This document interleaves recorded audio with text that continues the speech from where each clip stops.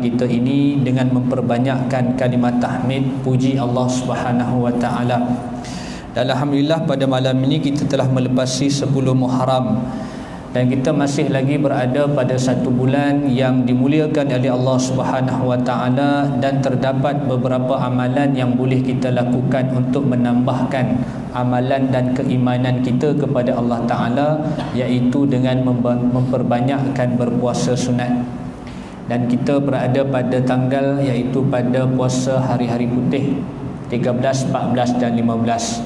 Bagi mereka yang telah menunaikan puasa sunat Ashura iaitu pada sebelum Muharram dan juga melakukan beberapa puasa sunat sebelum dan selepasnya, alhamdulillah, kerana datangnya pun setahun sekali. Bila dah sampai kita tinggalkan tu agak rugilah. Kita nak jumpa tahun depan belum lagi dijamin oleh Allah Subhanahu wa taala. Namun kita masih lagi boleh melakukan beberapa amalan puasa yang lain. Berkaitan dengan niat tentang puasa sunat ini, sekiranya terlepas waktu subuh kita tak sempat nak niat, maka masih lagi disunatkan ataupun dibolehkan untuk kita berniat berpuasa, iaitu puasa sunat. Sebagaimana yang berlaku pada zaman Nabi sallallahu alaihi wasallam. Satu hari Nabi sallallahu alaihi wasallam tanya kepada isterinya Sayyidatina Aisyah radhiyallahu anha. Kata Rasulullah, "Indakum syai'?" Ada tak sesuatu yang nak dimakan wahai Aisyah? Dia tanya isteri dia. Lalu kata Aisyah, "La, tak ada ya Rasulullah. Tak ada bang, tak ada makanan." Lalu kata Rasulullah sallallahu alaihi wasallam, "Fa inni idzan shaim." Kalau macam tu tak apalah, aku berpuasa sahaja, kata Rasulullah sallallahu alaihi wasallam. Pertama sekali iaitu berkaitan hukum puasa sunat ni, niatnya boleh dengan syarat kita tidak makan lagi lah. Kalau kita dah makan, dah melantak banyak-banyak tu tak boleh lah. Yang keduanya, kita nak lihat betapa itulah akhlak Nabi kita kepada perempuan atau kepada isteri. Nabi SAW bila tanya pada isteri dia, ada tak benda nak makan? Lalu kata Aisyah, tak ada bang, tak ada apa nak makan. Lalu kata Rasulullah, tak apalah kalau macam tu abang puasa saja.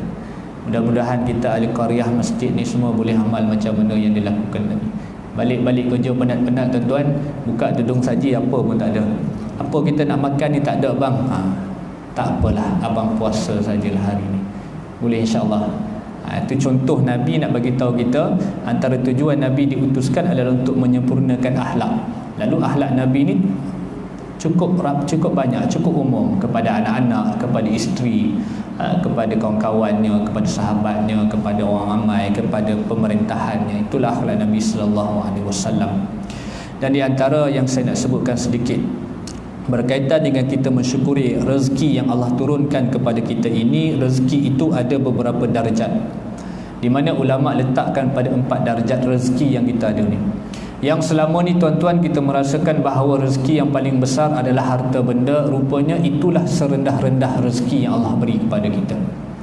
Serendah-rendah rezeki yang Allah kurniakan kepada kita adalah harta yang kita dapat, yang kita usahakan, yang kita telah capai. Itulah serendah rezeki yang Allah berikan. Adapun rezeki yang kedua tingkatannya, iaitu rezeki yang dipanggilkan rezeki al-afiyah, kesihatan kita. Itu rezeki yang lebih nilainya berbanding rezeki harta yang Tuhan bagi pada kita. Yang ketiga iaitu anak-anak yang saleh, itu adalah merupakan rezeki yang lebih afdal. Kalau kita berumah tangga, ada anak-anak kita, anak-anak yang saleh, maka jangan kita rasa rugi walaupun kita tak sekaya orang lain, tetapi kita miliki anak-anak yang saleh. Kata ulama, itulah rezeki yang paling afdal. Anak-anak ni lah aset kita. Harta kita mungkin ya jariah kita sampai, tetapi anak kita juga merupakan aset kita bila mana kita berada di dalam kubur kelak dan bertemu dengan Allah Ta'ala. Dan kemuncak kepada rezeki itu iaitu redha Rabbil Alamin, iaitu keredaan daripada Allah Subhanahu Wa Ta'ala. Maka perbanyakkan ucapan tahmid, puji Allah Ta'ala atas segala nikmat yang Allah berikan, rezeki yang Allah kurniakan dalam kehidupan kita.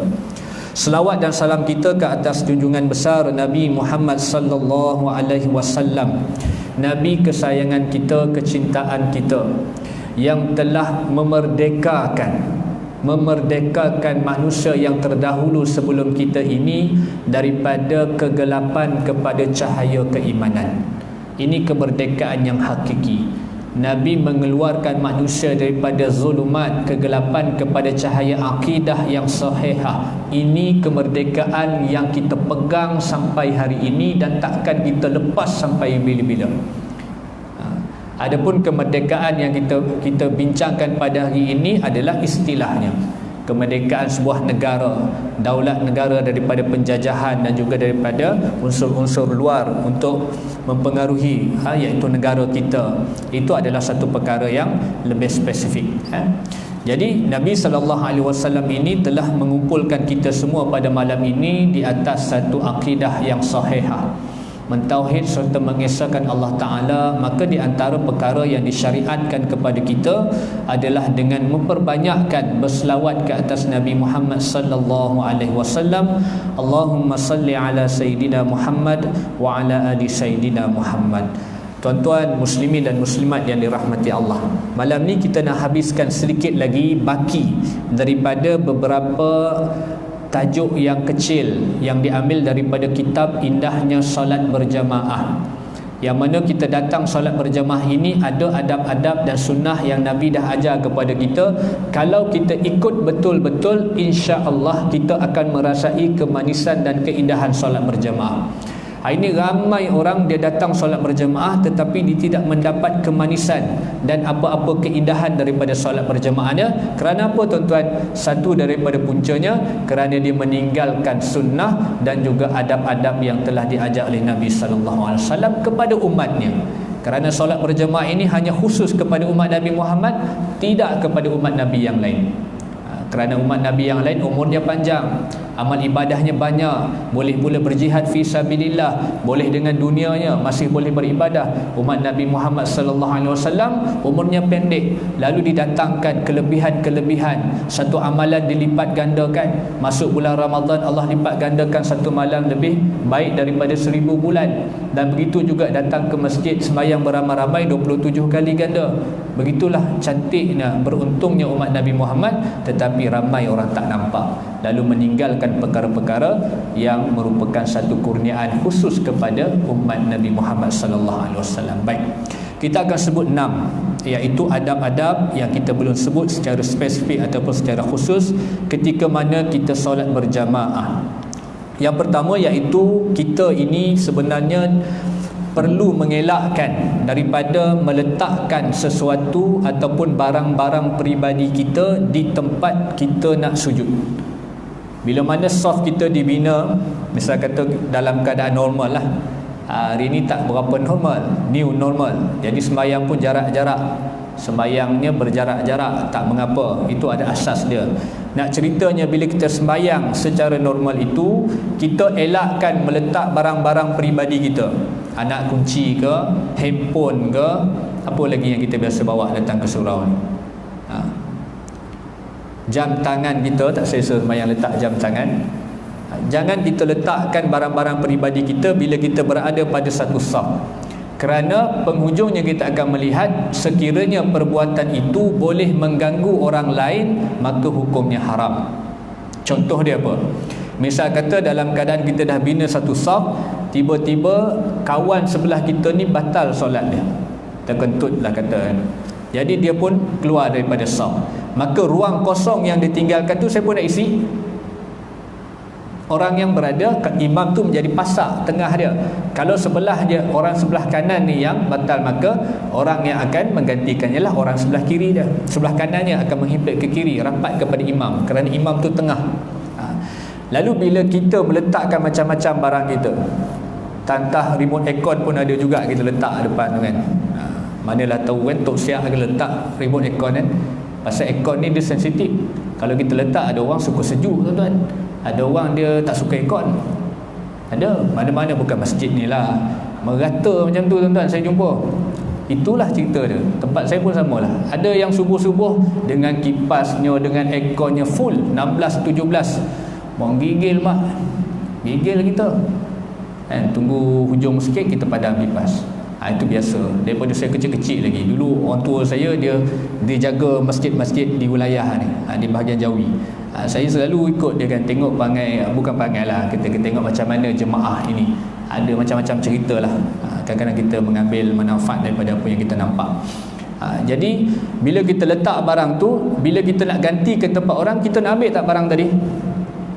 Kita nak ambil tak kita punya anak kunci tadi? Kita tak ambil, tuan-tuan. Kita tinggalkan. Maka tempat kita tinggal tu akan diisi pula oleh orang yang di sebelah kita.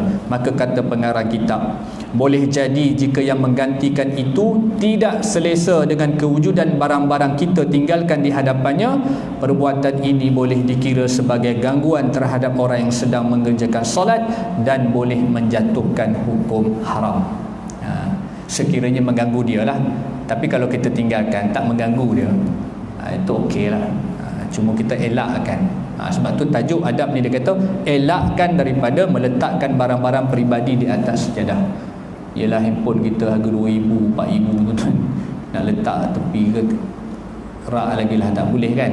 Jadi benda ni kita kena smart lah, kena bijak macam mana kita nak aturkan. Sebab kita datang pun kita tahu dah kita nak semayang, jadi pandai-pandai kita elakkan. Sekiranya berlaku keadaan ini, dia boleh jatuh kepada hukum haram. Itu yang pertama. Kemudian kita melihat yang lain, kita dah sentuh, iaitu bagi imam. Imam ini disunatkan kepada imam agar tidak, ataupun disebut agar imam ini memalingkan pandangannya ke arah makmum dan tidak memejamkan matanya sahaja dan menundukkan kepalanya. Imam disunatkan memandang kepada makmum.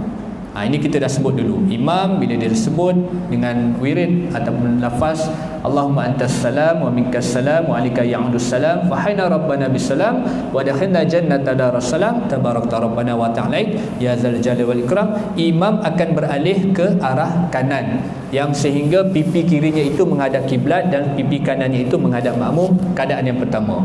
Keadaan yang kedua, imam memalingkan keseluruhan wajahnya dan badannya itu ke arah makmum seperti mana saya berada pada tuan-tuan. Itu dua perkara yang disunatkan untuk kita buat.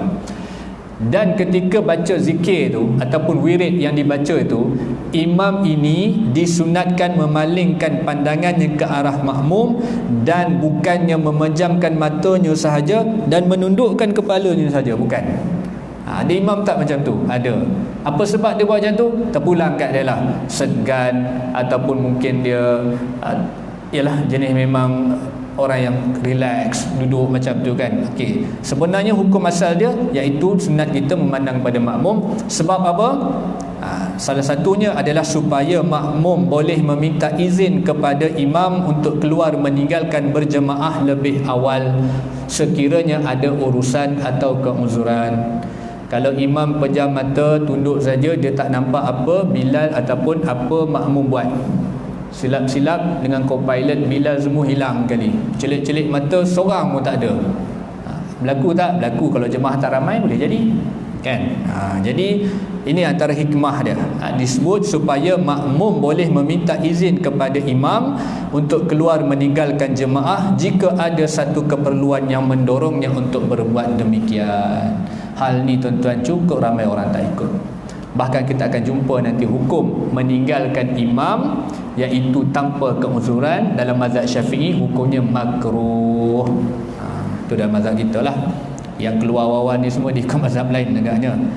Tapi kalau ada keuzuran tak ada masalah. Dia ada kelonggaran tuan-tuan. Dia ada keuzuran yang diiktiraf oleh syarak tu silakan, tak ada masalah. Ni habit itu masalah. Dia balik kepada ilmu. Dia kena balik pada ilmu, insya-Allah dia akan perbetulkan. Kalau dia tak jumpa lagi ilmu ni, dia tak boleh nak amalkan, maka rugilah. Jadi antara dalilnya disebutkan dalam surah An-Nur ayat 62 dan 63. Bagaimana Allah Ta'ala mengiktiraf orang-orang yang beriman kepada Allah dan Rasul itu siapa? Antara ayat yang panjang disebutkan di antaranya kata Allah Ta'ala, sesungguhnya mereka yang beriman dengan sebenar-benarnya ialah orang yang beriman kepada Allah dan Rasulnya. Yang pertama. Dan mereka itu apabila mereka bersama-sama dengan baginda dalam suatu urusan yang memerlukan kepada perhimpunan ramai. Ramai-ramai duduk ni, kemudian akan ada tafsiran ramai ini apa, perhimpunan ramai ini apa. Tidaklah mereka meninggalkan tempat itu sehingga mereka meminta izin kepadanya, melainkan mereka nak pergi, mereka akan minta izin kepada Nabi dulu. Siapa mereka ni? Allah bagi tahu, inilah orang yang benar-benar beriman kepada Allah dan Rasulnya. Subhanallah tuan-tuan. Kemudiannya kata Allah Ta'ala lagi, sesungguhnya orang-orang yang meminta izin kepadamu wahai Muhammad, itulah orang-orang yang beriman kepada Allah dan Rasulnya. Tu dalil dia. Maka tafsiran daripada ayat surah An-Nur ayat 62-63 ni, ulama tafsir kata apa? Yang dimaksudkan dengan satu urusan yang memerlukan kepada perhimpunan ramai itu ialah solat Jumaat, solat 2 hari raya, solat berjamaah, peperangan dan sebagainya. Siapa yang bagi maksud ni? Para ulama tafsir, iaitu merujuk kepada maksud, iaitu memerlukan kepada perhimpunan ramai. Perhimpunan ramai ni solat Jumaat, solat hari raya, solat berjamaah, peperangan, berkumpul untuk berperang. Maka mereka nak keluar daripada jemaah ni, mereka mesti minta izin daripada pemimpin dia. Ketika itu Nabi SAW, Allah kata apa? Mereka adalah orang-orang yang betul-betul beriman kepada Allah dan Rasulnya. Itu di antara dalil, iaitu kita ini hendaklah imam yang pertama sekali tidak menundukkan pandangannya dan hanya pejamkan mata dan tunduk saja, tidak. Kerana ada sebab yang telah kita sebutkan tadi. Baik, kemudian kita lihat yang ketiga, iaitu mengubah kata nama dalam doa kita. Masih lagi solat berjemaah tapi dah selesai dah. Kita nak berdoa, dan dalam doa kita ni ada bacaan-bacaan yang kita ubah, tuan-tuan. Yang kadang-kadang sampai hari ini kita tak jumpa dalam Quran, tak jumpa dalam hadis, doa yang kita baca. Seperti mana satu doa yang mesti seorang tu doa kan, iaitu doa kepada kedua ibu bapa kita. Sama ada mak ayah kita masih hidup ataupun mereka telah meninggal dunia, seorang anak mesti dia doa kepada mak dan ayah dia. Jangan kita lupa, tuan-tuan. Ini cukup besar kelebihan yang kita berdoa anak yang soleh kepada kedua ibu bapa kita. Antara doa yang kita pernah dengar antaranya disebut Rabbana ighfir lana wa liwalidina warhamhum kama rabbawna shighara. Ataupun kita baca Allahumma ighfir lana dzunubana wa liwalidaina warhamhuma kama rabbayana shighara. Ada berapa lapas doa macam ni? Ada orang baca Allahumma ighfirli dzunubi wa liwalidayya. Mai satu orang imam lagi Allahumma ighfir lana dzunubana wa liwalidaina. Datang seorang imam lagi Allahumma ighfir lana dzunubana wa liwalidina. Warhamhuma kama rabbawna shighara. Mana satu betul? Semua betul kan? Tetapi bergantung kepada tujuan doa kita. Kalau kita sembahyang seorang, kita baca doa Allahumma ghafirli dhunubi wali walidayya warhamhuma, dua orang mak kita tu, kama rabbayani saghira. Tu kalau seorang. Kalau kita nak doakan, kita sembahyang ramai-ramai berjemaah ni, maka kita nak doakan kepada mak dan ayah masing-masing yang ada ni. Maka doanya Allahumma ighfir lana dzunubana wa liwalidaina warhamhuma kama rabbayana shighara. Tadi saghira, ini shighara. Ini kalau mak dan ayah. Dan yang ketiga, kalau kita nak doakan kepada mak, kepada ayah, kepada atuk, kepada nenek dan yang ke atas lebih besar, maka doanya Allahumma ighfir lana dzunubana wa liwalidina warhamhum kama rabbawna shighara. Benda ni benda asas. Kalau dia tak tahu, dia tahu, dia buat tu betul, dia baca betul, cuma dia tak tahu beza. Maka ulama telah mengutamakan perkara ni. Mudah saja kalau seorang yang pertama, kalau nak kepada doa kepada mak ayah kita, baca doa yang kedua. Kalau nak lebih umum, atuk, nenek, lebih lagi siapa, mak kepada ayah kita, maka wali walidina warhamhum kama rabbawna shighara. Itu di antara lafaz doa yang boleh kita baca ketika mana kita sembahyang. Baik, balik pada doa ni tadi, mengubah kata nama dalam doa. Kalau kita baca Allahumma ighfir lana dzunubana wa liwalidaina, datang mana doa ni? Datang daripada dua ayat Quran. Dua ayat Quran yang digabungkan kemudian diolah menjadi doa yang kita baca. Yang pertama daripada surah Ibrahim. Allah Ta'ala berfirman Rabbana ighfirli wa liwalidayya wa lil mu'minina yawma yaqumul hisab. Yang pertama. Ayat yang kedua, wa qur rabbirhamhuma kama rabbayani saghira, daripada surah Al-Isra. Jadi daripada dua ayat ini diubah kata nama itu, akhirnya menjadi doa yang kita bacakan tadi tu. Jelas tak tuan-tuan? Daripada dua ayat Quran ini, maka kita baca doa yang kita bacakan tadi. Maka persoalannya, bolehkah kita ubah kata nama ni?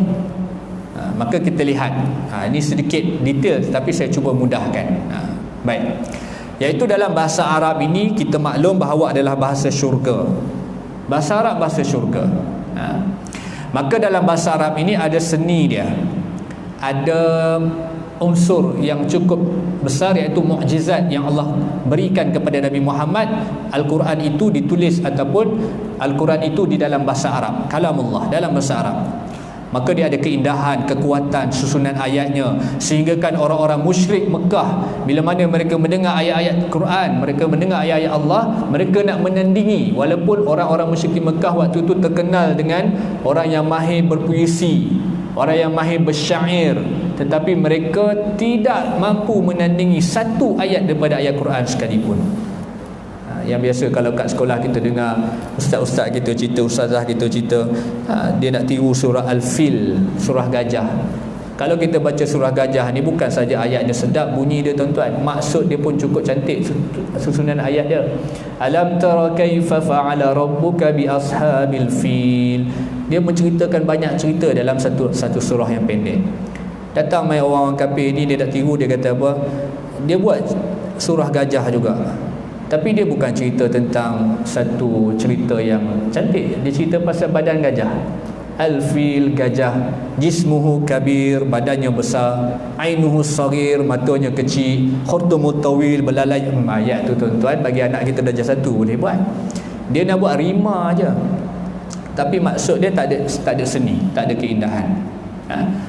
Baik, jadi dalam bahasa Arab ini dia ada beberapa yang kita sebutkan sebagai ilmu lughah ini terbahagi kepada beberapa ilmu seperti ilmu nahwu, ilmu saraf, ilmu balaghah, ilmu bayan dan sebagainya. Maka kalau kita lihat dalam ilmu saraf atau ilmu balaghah ini ada 3 benda. Ini kita pegang sikitlah. Yang pertama al-ma'ani, yang kedua iaitu al-bayan, yang ketiga yang disebutkan sebagai al-badi'. Maka daripada ketiga ini kita nak ambil iaitu yang dinamakan sebagai ilmu al-badi', iaitu satu daripada gaya bahasa yang dipanggil al-iqtibas. Al-iqtibas, alif, qaf, ta, ba, alif, sin, al-iqtibas. Boleh kalau catat sikit. Kita nak tengok dia punya turutan itu, dia punya ceraian itu macam mana. Daripada ayat Quran, daripada bahasa Arab ini ada ilmu lughah ini ada macam-macam, ada balaghah, ada nahwu, ada saraf dan sebagainya. Maka pecahkan lagi, iaitu disebutkan sebagai ilmu al-ma'ani, ilmu bayan, ilmu badi'. Ambil lagi daripada ilmu yang ilmu badi' ini, nama dia al-iqtibas. Ini dia jawapan dia. Jawapan dia inilah. Al-iqtibas ni apa? Al-iqtibas ini maksudnya adalah memasukkan sesuatu pada susunan kata-kata, sama ada pada prosa atau puisi, yang diambil daripada Al-Quran, yang diambil daripada hadis Nabi sallallahu alaihi wasallam yang mulia, tanpa disertakan dengan bukti yang menunjukkan bahawa kata-kata tersebut diambil daripada kedua-duanya. Maknanya yang contoh kita bagi awal tadi tu jelaslah, diambil daripada 2 ayat Quran, surah Al-Isra dan juga surah Ibrahim. Lalu jadi doa ibu bapa tadi, Allahumma ighfir lana zunubana wa liwalidaina, ambil daripada 2 ayat Quran. Ini nama kaedah dia al-iqtibas. Al-iqtibas. Baik.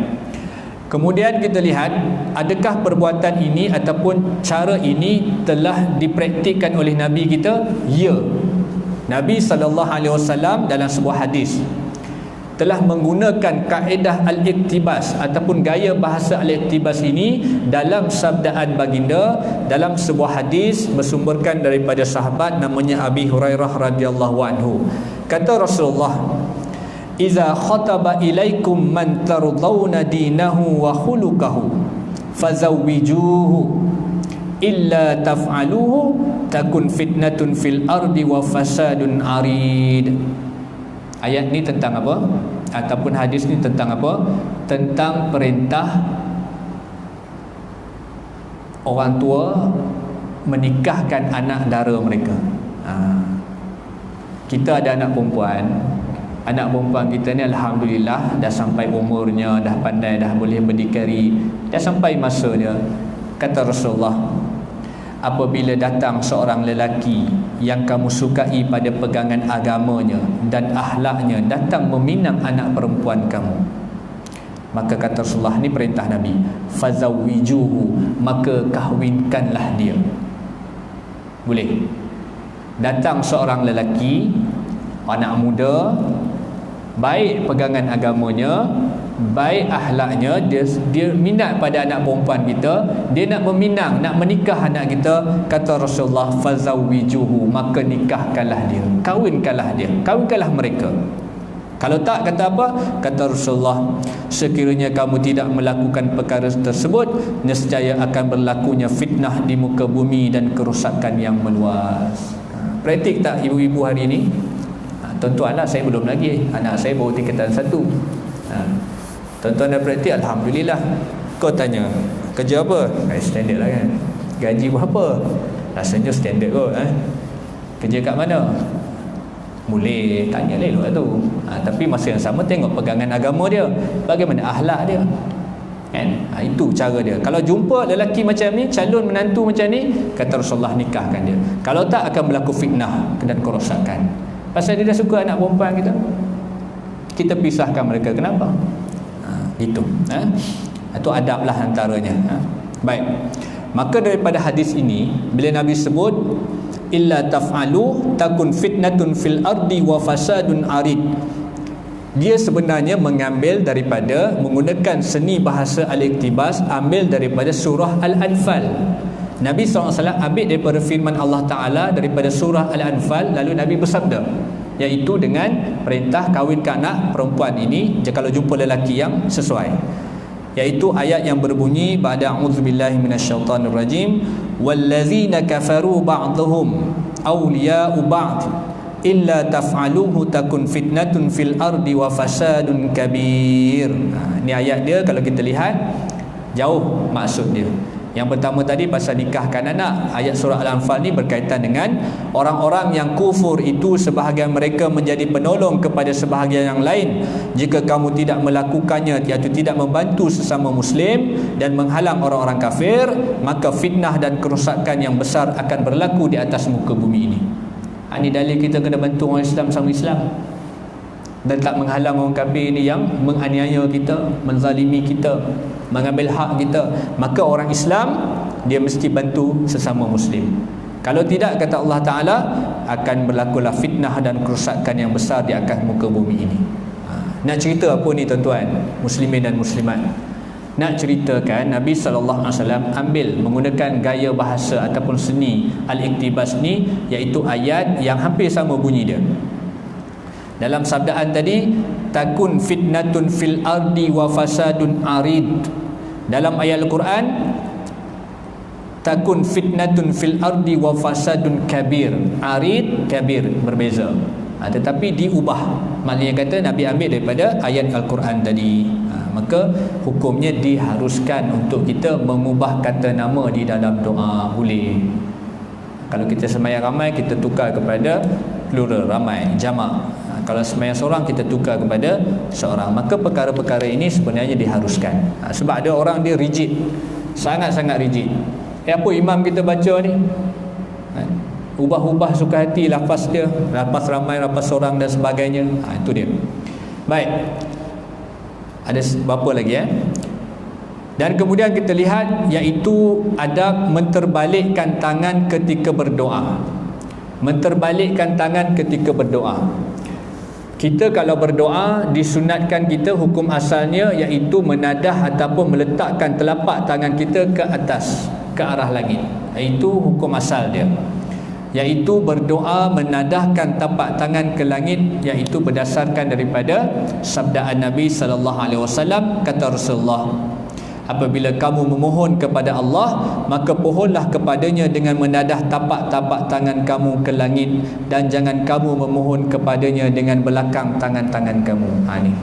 Kemudian datang satu hadis yang lain, boleh tak kita terbalikkan nak berdoa ni?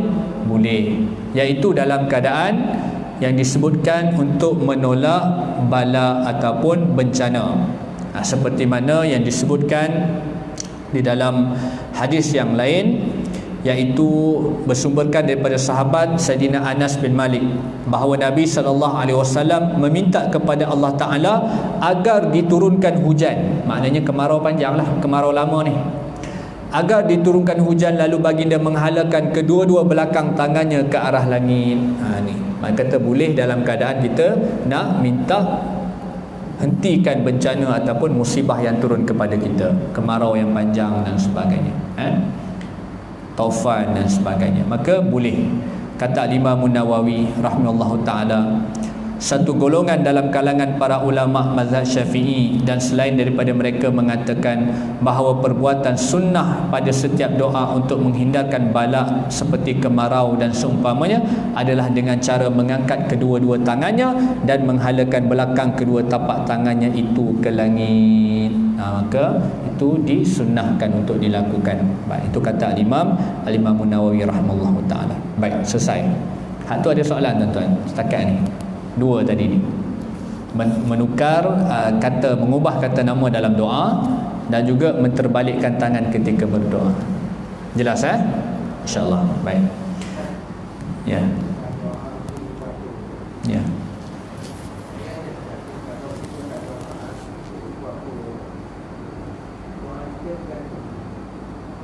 Macam mana tu? Tidak mendoakan. Wallahu a'lam. Itu sebenarnya doa ni susunan dia, kita dah sebut pada kuliah yang lepas, doa yang bersifat jami' atami wa jami', iaitu doa yang sempurna. Maka dalam doa tu mesti ada doa ibu kepada ibu dan bapa. Adapun kalau kita tak doakan mereka, maka doa kita tergantung wallahu taala. Mungkin ada bacaan ataupun sumber yang tertentu lah. Ya. Dia adab yang kita sebut pada awal tadi, doa yang jangan kita tinggalkan. Sebenarnya doa ni antara sunnahnya kita mulakan dengan puji Allah Ta'ala. Kemudian jangan kita doa ni tanpa meninggalkan selawat. Dua benda ni cukup basic tuan-tuan. Doa jangan kita mulakan dengan puji Allah Ta'ala, dan jangan kita tak berselawat ke atas Nabi kita. Adapun isi kandungan doa kita itu, kalau kita lihat doa ni banyak jenis. Kalau kita minta doa turun ataupun hindarkan daripada bala ni, kita tidak doa kepada ibu bapa kita, maka di situ ada pengecualian dia. Ataupun kita doakan seperti mana kita nak dapatkan satu hajat yang khusus. Misal kata kita buat program satu benda yang kita nak hajat, maka kita tak doakan kepada ibu bapa kita dalam keadaan itu. Maka begitu keadaannya. Dia ada flexibility, dia ada murunah dia, ada kepelbagaian doa. Dalam keadaan biasa, ya, kita mesti doakan kepada kedua ibu bapa kita. Baik. Sebab dalam banyak hadis menceritakan tentang, dalam satu hadis kita lihat bagaimana Nabi SAW satu hari seorang sahabat datang, minta pada Nabi, minta izin nak pergi berperang. Kemudian kata Rasulullah, adakah kamu masih mempunyai ibu? Kata dia, iya. Maka kata Rasulullah, falzamha, berbaktilah kamu kepada. Nabi tak suruh dia pergi jihad. Nabi kata apa? Falzamha fa innal jannata tahta rijlaiha. Berbaktilah kamu kepada dia, kepada ibu kamu, sesungguhnya syurga itu di bawah dua tapak kaki dia. Hadis ini sebagai ulama kata hadis dhaif, tapi boleh kita beramal, iaitu kita birri walidain. Kita buat baik dengan mak kita, ayah kita. Maka antara cara adalah doa anak-anak yang soleh, mendoakan kepada mak dan ayah kita. Wallahu ta'ala alam. InsyaAllah. Baik, sikit lagi iaitu kita masuk pada seterusnya. Imam dia habis sembahyang, ini kita dah bahaskan, dia kekal duduk tawaruk menghadap kiblat, maka makmum yang lain disunatkan duduk seketika membaca zikir dan berdoa bersama dengan imam. Makruh bagi makmum keluar terlebih dahulu daripada imamnya tanpa sebarang keuzuran. Jika ada, dia boleh meminta izin dengan memberikan isyarat kepada imam untuk keluar, bertepatan dengan maksud ayat 62 dan 63 ayat yang kita bacakan tadi, surah An-Nur. Dalam mazhab Syafi'i hukumnya makruh. Maka boleh tak nak tinggal tu? Boleh dengan keuzuran. Kalau boleh kita didiklah, kalau boleh mulakan daripada qaryah kita sendiri dulu, walaupun agak payah. Mana-mana tempat pun macam itulah. tanpa keuzuran. Tu yang kita agak bimbang. Trend sekarang lah. Maka rugilah kerana duduk bersama dengan imam ni, dia banyak kelebihan duduk saja. Belum lagi kita membaca wirid dan juga zikir, berganda-ganda kelebihan dia tuan-tuan. Tiba-tiba kita tinggalkan macam tu je. Maka inilah kita kata awal tadi, hilangnya keindahan solat berjemaah tu kita tak rasa. Sebab kita tinggalkan sunnah-sunnah dan juga adab, maka kita rugi, solat jemaah kita pun tidak ada keindahan dia. Kemudian kita ni dituntut untuk memberikan sepenuh perhatian kepada bacaan wirid. Berikan sepenuh perhatian kepada bacaan wirid. Dan kita ni dituntut untuk tinggalkan benda yang sia-sia. Apa benda yang sia-sia? Antara disebut secara khusus dalam hadis. Yang pertama, mematah-matahkan atau menyelang jari kita, hukumnya makruh. Mematah-matahkan jari kita kan makruh tuan-tuan. Menyelang-nyelang jari, benda yang sia-sia, yang tak ada, kecuali tuan-tuan tu ada sebab buat tu, tak apalah, gatal ke apa, lenguh ke, tak apa. Ini benda yang sia-sia. Kerana Nabi SAW sebut dalam hadis ataupun daripada Sayyidina Ali bahawa Rasulullah telah bersabda, janganlah kamu membunyikan jari-jari kamu dan mematah-matahkannya sedangkan pada waktu itu kamu di dalam solat. Itu yang pertama. Kemudian yang disebutkan sebagai tasbih, iaitu kita ni menyelang-nyelangkan jari, iaitu hadis bersumberkan daripada Maula li Abi Sa'id radhiyallahu anhu anna Nabi sallallahu alaihi wasallam qala, kata Rasulullah, apabila seorang kamu berada di dalam masjid, maka janganlah dia menyelang-nyelang jarinya, sesungguhnya perbuatan menyelang jari itu adalah daripada syaitan. Sesungguhnya salah seorang daripada kalangan kamu tetap berterusan berada di dalam solat selagi mana dia berada di dalam masjid sehinggalah dia keluar daripada masjid. Maka selagi mana dalam masjid, selagi itu jaga adab dan tinggalkan benda yang sia-sia. Maka inilah adab yang kita perlu buat. Baik. Ni huraian dia, saya fikir ni jelaslah. Baik, yang akhir sekali, iaitu bersalam-salaman dengan para jemaah. Bersalam-salaman dengan para jemaah. Dia kata salam apa dia, Nabi tak buat salam-salam ni. Baik, ulama bahas benda ni tuan-tuan. Jadi kita ambil faedah daripada apa yang telah dimuktamadkan oleh para ulama, kita ikut saja tuan-tuan. Bersalaman dengan para jemaah ni dia ada dua situasi. Pada hari ni tak salam kot. Hari ni saya tengok KKM kata ni tak boleh betul ya? Bertembung penumbuk dengan penumbuk, dia kata tak boleh kan. Dia kata tak digalak-galak apa benda ni kan. Saya pun heran juga. Saya ngajar masjid mana, kat Sungai Long. Bilal dia jumpa saya, Ustaz. Oh, dia kata, saya ni apa dia, saya tak pernah dengar ni. Dia tumbuk tangan saya. Oh, baru lepas tu saya google. Oh. Lepas tu saya nampak KKM kata ni tak boleh. Lepas tu sentuhan. Allah alam lah. Tak nak cerita. Dalam keadaan normal kita bersalaman, betul tak? Habis sembahyang, amin ya rabbal alamin, taqabbalallahu minna minkum taqabbalallahu ya karim, sallallahu ala Muhammad. Okey, ni kita lah orang di Nusantara, itu amalan kita. Baik, apa sumber amalan tersebut? Baik, mengenai masalah ini kata Al-Imam Nawawi dalam kitabnya Al-Majmu'. Benda dah lama, benda ni bukan baru tuan-tuan. Dalam kitab dia ada bincang, kata Imam Nawawi, adapun bersalam-salaman yang biasa dilakukan selepas solat subuh dan asar, maka kata Syekh Imam Abu Muhammad bin Abdul Salam rahimahullah ta'ala telah menyebutkan bahawa bersalam-salaman termasuklah dalam perkara-perkara bid'ah yang diharuskan, yang dibolehkan dan tidak disifatkan makruh dan juga tidak sunat. Saya ulang adapun bersalaman yang biasa dilakukan selepas solat subuh dan asar, macam kita kadang-kadang subuh solat, maka Syekh Imam Abu Muhammad bin Abdul Salam rahimahullah ta'ala telah menyebutkan bahawa bersalam-salaman termasuklah dalam perkara-perkara bid'ah yang diharuskan dan tidak pula disifatkan makruh dan sunat. Masalah dia orang hari ni yang tidak menerima pembahagian bid'ah tu je. Bila dia tak terima pembahagian tu, dia jam. Bagi dia bid'ah tu tak boleh langsung, tetapi ulama telah membahagikan bid'ah tu kepada yang diharuskan. Baik, masuk waktu ke warning? Okey, baik. Saya habiskan sikit sikit lah. Dia tak banyak. Kemudian pendapat yang lebih baik yang kita boleh faham ada dua. Yang pertama, sekiranya seseorang itu bersalaman selepas solat, dengan orang yang telah ditemuinya sebelum dia semayang.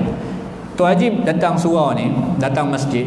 Sebelum ni tuan dah jumpa dah kawan tu. Habis semayang tuan salam lagi dia lepas semayang tu. Dalam keadaan ini, maka salam yang kali kedua itu adalah harus seperti mana yang telah disebutkan tadi. Hukumnya harus. Dia tak ada pahala sunat. Tapi harus, boleh. Yang kedua, situasi yang kedua, sekiranya dia bersalaman selepas solat ketika bertemu dengan orang yang belum ditemuinya lagi. Masing-masing datang tak jumpa apa lagi ni. Kemudian selepas habis sembahyang dia pun bersalaman, maka menurut ijma' para ulama hukumnya adalah sunat berdasarkan daripada hadis Nabi sallallahu alaihi wasallam dalam hadis yang sahih bersumberkan daripada Al-Barra radhiyallahu anhu, kata Rasulullah, ma min muslimaini yaltaqiyani fayatasafahani illa ghufira lahumā qabla an yaftariqa. Hadis ni kita biasa dengar dan kita biasa baca. Apa maksud dia? Kata Rasulullah, tidak ada dua orang muslim yang bertemu lalu saling berjabat tangan melainkan dosa kedua-duanya itu berguguran sehinggalah keduanya berpisah. Maka hadis ini menjadi dalil kita bersalaman lepas solat hukumnya sunat, dapat pahala kalau orang itu kita belum jumpa lagi. Kalau kita dah temui dia awal lagi, maka hukumnya harus. Tak ada kata makruh, tak ada kata haram. Jadi benda ni jelas.